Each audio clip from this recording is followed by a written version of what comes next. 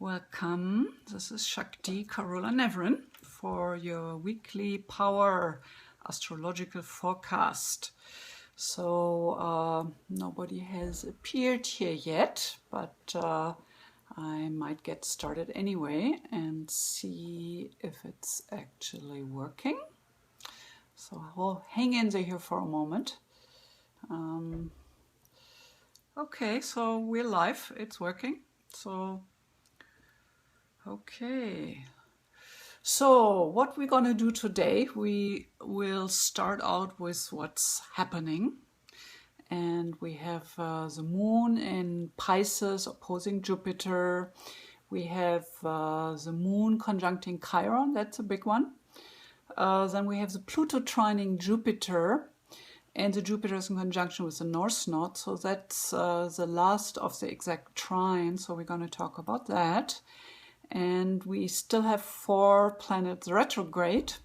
And then we're going to talk about each day and what's happening. So the idea is that these weekly overviews, forecasts are here for you to get you prepared. And I think Sunday is a nice day to be more relaxed, to be in the zone, and to really set your intentions for the following week. And if you do that in the flow with the celestial energies, then you're probably going to be much more not only successful, but only happy and fulfilled with doing that. So I do live on Maui, Hawaii, and we have all the surfers here. So what you learn when you surf the ocean, you learn to surf the wave. So you can't really fight your way against the wave. So it's always about how we can be smart enough and attuned so we can be in the flow with what's happening. So that's my intention with these forecasts. And if you haven't yet, you might want to sign up on my website for your newsletter, and then I can keep you in the loop with all these different presentations I'm doing. So you go to mauiastrologyreading.com and sign up for my newsletter, and then you're automatically in the loop for all kinds of goodies. You get your free chart, your birthstone report, so check me out over there. So little bit about me. I'm an evolutionary astrologer, so I look at everything through the glasses of karma from your soul's perspective. So we look at what are the low potentials of possibilities and what are the high potentials of possibilities. And of course, I'm going to look at the forecasts, actualizations, that way as well, but it becomes very personal and very special when we do an astrology reading and we look into what's your karma, what's your wound you're carrying, where in your personality and in your dynamics you have to pay especially attention to, and what's actually your spiritual goal in this lifetime. So your destiny, your healing, your medicine. So these are all very, very valid questions we ask from the evolutionary perspective.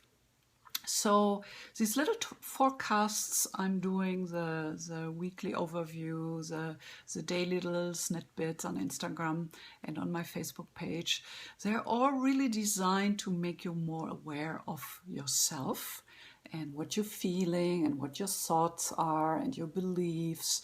Because then, if you're really self-conscious, then you really have a choice how you want to react to certain situations, circumstances, to people pushing a button. So I also believe it helps us not to take our own tiny, tiny little ego structure too serious, too important. So I do believe our personal PowerPoints in these really upheaving times where we have a lot of polarity, hardening, and it's scary if you really look into the world and into the political realm and what's happening. But I do know that we do all have a choice in our personal stand in where we are in our life and how we treat people close to us, our choices we make. So basically it's really about our personal frequency and how we align, and astrology is just a wonderful way to be very conscious of who you are in that field of opportunities and actions. So we do have power. We have our own personal frequency. We kind of feed back into the morphogenetic field. So following these astrological forecasts, it will enable you to do that more consciously. Okay, so let's start out with the sun and moon. That's always really important to follow. The moon is one of the luminaries, and from our perspective, sun and moon are actually really the same size. So you can imagine that they symbolize both very important functions. So the sun symbolizes our consciousness, our way how we shine into the world. The moon symbolizes our emotional filter, symbolizes how we reflect back to what's coming at us. So the moon in your personal chart is really, really important because it's kind of your emotional channel to the world.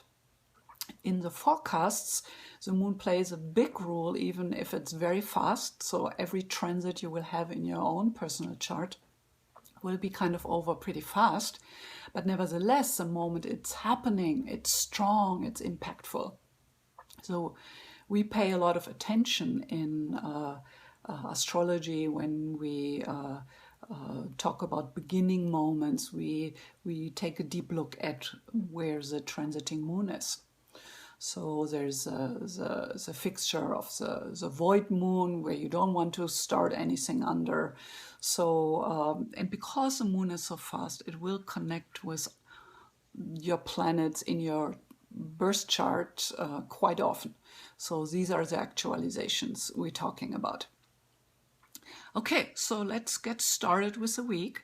So today we have the moon conjunct Chiron. That's happening at 3:55 Pacific Standard Time p.m. In the afternoon. So the moon is still in Pisces today, gonna shift tonight. So the moon is very intuitive, very sensitive, very connected with a bigger reality in Pisces. And then it's conjuncting with Chiron. Chiron is the archetype of the wounded healer. So Chiron invites us as a transit to take a deeper look in what needs our attention, what we need to do in order to heal in a certain area. So so when the moon conjuncts Chiron, which admittedly happens quite often, but it's always kind of a tiny opening in time where you will have more access to old wounds, to old things in your psychodynamics. You can not only take a deeper look, but you can really heal it. You can release old beliefs around it and come to a more integrated place. And then Chiron was known not only as a wounded healer, but as a very compassionate healer, because he has been there, he has been wounded. And because he was immortal, he had to deal with the situation. So that is the invitation with the moon conjunction Chiron today, to see where is that individual inner place where we need to pay attention. Mm-hmm. Okay, so today also that moon is opposing Jupiter. Jupiter, the principle of expansion. Jupiter was known as the king of the Roman gods. So Jupiter is that principle which wants us to grow, wants us to expand out of our comfort zone. So when Jupiter is connected with the moon, that wants to happen in our emotional realm. So most of the time we get kind of directed by our emotions unconsciously. We feel good, we do something, we feel bad, we do something different. So following the moon around throughout the week gives us more choices how we want to deal with it, because we're more aware of what's going on. So Jupiter, moon, is that moment in time where we want to expand, where we want to step out of the comfort zone. Then we have the Jupiter trine Pluto. So this has been happening, I think today is the third time exact. And the Jupiter is in conjunction with the North Node. So whenever the nodal axes are activated, there's a chance for, hi Karina, thanks for joining. So whenever the nodes are part of it, then we have a chance to, Virginia, hi, then we have a chance to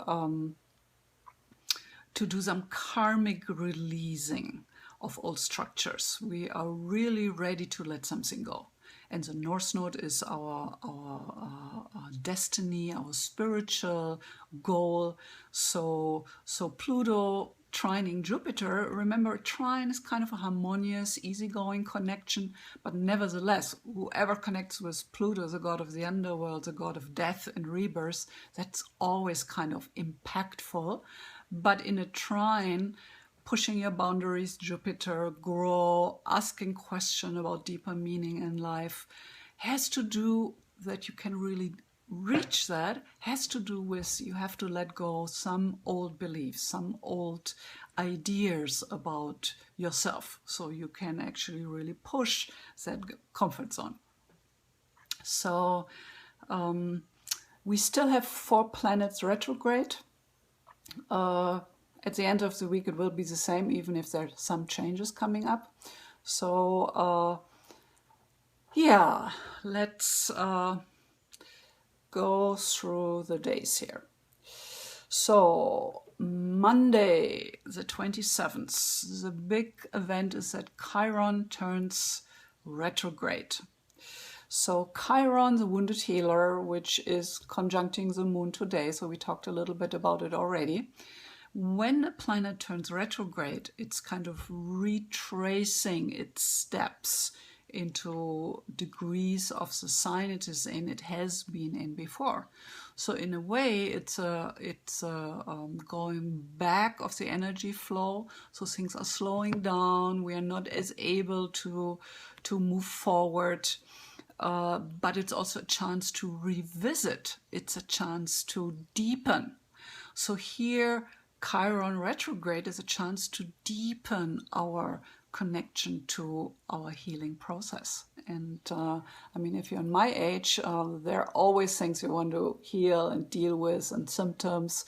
So it seems like the older we get, so more of that is there. But even when you're young, I mean, there are always attunements where you want to be aware how you can support your body to perform better, to have more energy, to just be in the flow with those energies. So that is what Chiron is about. Also on Monday, Moon moves into Aries early morning. And that's kind of the biggest shift from the Moon moving from one side into the next, because Aries is actually the beginning of one circle of evolution, of one circle of growth and awareness. So in Pisces, where the moon is still right now, it's more like all this internal connection to those non-physical dimensions, that expanded states of consciousness. So it's a very inwardly directed flow of consciousness and emotions. Aries is the beginning of one circle of evolution. So Aries is the warrior energy. Aries is the beginning of a new circle. So any planet moving from Pisces into Aries is always a big deal, because it's such a different energy. It's such from this inwardly transcendent, integrating, kind of sitting on the mountaintop perspective. We going into Aries. We're going into self-expression, about self. Who am I? What do I want in life? It's this warrior, pioneer energy, creating something new. There's a lot of passion in there, a lot of passion into expressing oneself. And then we have Moon squaring the Sun, also on Monday.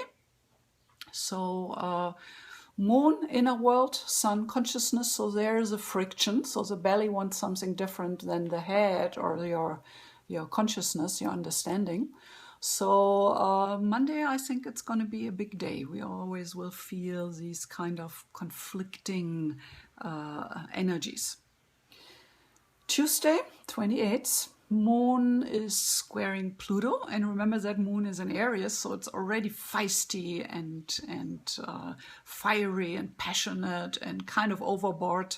So squaring Pluto and then conjuncting Uranus adds a lot of extra fuel, a lot of extra potential to lose it, to get angry, to get carried away by some emotions. So it's really good to know that that potential is there on Tuesday, and to just have that witness function, that ability to watch yourself throughout your day in certain situations. And this is where ultimately there is a gap and there is freedom from that automatic responses to life. So I truly believe that astrology is a wonderful way to help us to create that witness function. Okay, then after that kind of strong Tuesday, we have Wednesday the 29th, and we have the Moon moving into Taurus, which is a very different energy. And I do believe also with Mercury going into Cancer and Mars turning direct, and the Moon trining Neptune, all these connections are kind of helping us to calm down, helping us to relax, to get more comfortable in our own skin again. Like Taurus is a sign of settling down, relaxation, smelling the roses, taking your dog for a walk, taking care for your physical body, the temple of your soul. So starting on Wednesday, we will have a much more concrete connection to that we are the spiritual soul in a physical body. So Wednesday things are getting calmer, we're going to feel more grounded. Mercury in Cancer, we will be more aware of what we need in order to feel nurtured, to feel safe. So Cancer is all about our inner world of emotions. So it will help us understand what's going on inside there. Then Mars turns direct. Mars a warrior. Mars always invites us to be courageous, to do something even if we're scared, even if it's a challenge. So the high-end Mars is the warrior who protects, who takes care for the weaker, who is passionate about something. So Mars high-end is the hero who steps out and does what's needed. So Mars turning direct will loosen up some energies for us individually. So maybe we think things don't flow right because it's summer and business is always slower. Yes, that's some point of it. But also all those retrograde planets have been slowing things down. So with the Mars turning direct starting this week, you will have more flow. Things will go easier because the energy flows forward again. So it's a good metaphor to have in mind. Okay, the Moon trine to Neptune at the end of Wednesday. Moon, our inner world, our unconsciousness, Neptune, the mystic. So you can imagine that that goes very well together. That means that Wednesday is a wonderful time to make time to connect with the mystical dimension of life, with the unbound, non-physical dimension of what I call the ocean. So, as I said, Wednesday will be more a day of slowing down and feeling more comfortable. Then Thursday, the 30th, Venus in Cancer is opposing Pluto. So here we have again some strong energies, opposition with Pluto, the god of the underworld, of death and rebirth. So it will play out in our relationships. So we might have a fight or something is happening and we have to deal with it. And Pluto on the high end is a planet where it's all about honesty, to really face what's there, to really express your own inner truth goes a long way, especially in relationships. Because so often we just expect our partner to read our mind. We have said it so often, and why doesn't he know that by now? But the truth is, you do have to really find your voice in relationships. You need to express your own needs again and again, as long as it takes. So you're hurt. So Thursday is a good day to try that on. Then Friday, Moon enters Gemini. Gemini, air, ruled by Mercury. That's happening 4:44 p.m. Pacific Standard Time. It will be opposing Saturn later in the day. So Gemini is a very flexible, fluid sign. It's very mental. It's very adjusting, able to adjust to circumstances. So there will be an emotional flexibility and opening our emotional eyes to new dimensions. So Gemini for me is the most curious sign. It's really about flying from one beautiful flower to the next and enjoying each moment in time, with the present moment being on that beautiful flower. Okay, the opposition with Saturn. Saturn can always bring in some fears, anxiety when we go low end Saturn. And when we feel that, we know we haven't really paid attention. So then we know we haven't done Saturn on the high end of possibilities. So low end Saturn, you face your fears, and you work with them, and then you climb up the ladder to higher ways to express Saturn. And Saturn high end is clarity, is knowing who you are, is applying yourself, is doing the work. And then next Sunday, Moon enters Cancer. So again, with so many planets like Sun and Venus in Cancer, now the Moon enters Cancer. Down the road, we're gonna have next week a new moon. So Cancer is very emphasized right now. So Cancer is a sign of family. It's a sign of our own emotional roots. And it's our family, our home we have created around ourselves right now. It can be the roomies we're living with. It can be the relationship, the partner. It can be our animals who creating home with us. So with the Moon entering Cancer, there is on Sunday a strong pull inward, a strong pull to stay home and be comfortable and cook some nice lunch or dinner, maybe invite some friends over. But it's really about this relaxation, moving inward, and enjoying that Sunday free space time. Okay, my dears, so we have made it through the week. If you have any questions, now is a good time to ask them. And also, if you watch this as a recording later, you can always ask me comments and questions after the live event, and I will always get back. I keep an eye on things. So I'm very happy to do that. So if you haven't done so, you want to go to my website, sign up for a newsletter so I can keep you in the loop with whatever video forecasts or events I'm having. And I hope you enjoyed the talk today. I'm trying to keep it to half an hour, not to take too much out of your Sunday. But I believe it's a wonderful way to take this moment in time to kind of be prepared internally of what to expect in the coming week.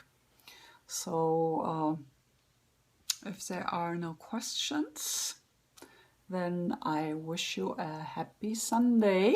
Okay, here's a question.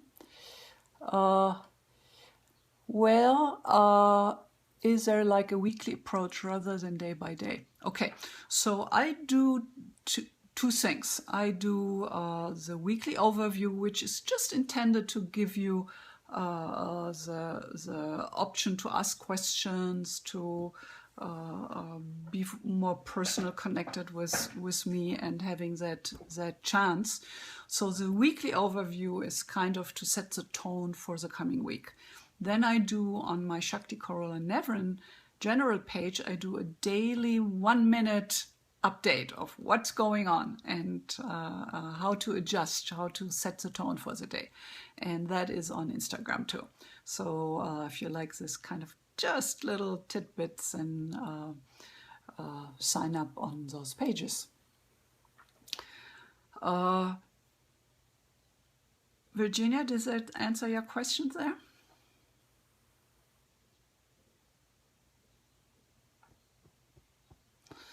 Okay, my dears, thanks for joining, and it's always nice to do that, to have somebody down there. Yeah, a little overwhelmed with daily changes. I'm still trying out the format of this weekly overview. So on one hand, I know a lot of people want to have the specifics when the moon is entering the next sign and all that. But I think so better I get, so more I can crystallize it and consolidate it into this is what's going to happen this week. So just as a short overview, the beginning of the week will be quite turbulent. Then with Wednesday, we're entering more comfortable waters. Okay, my dears, thank you, and have a wonderful Sunday, and I see you soon.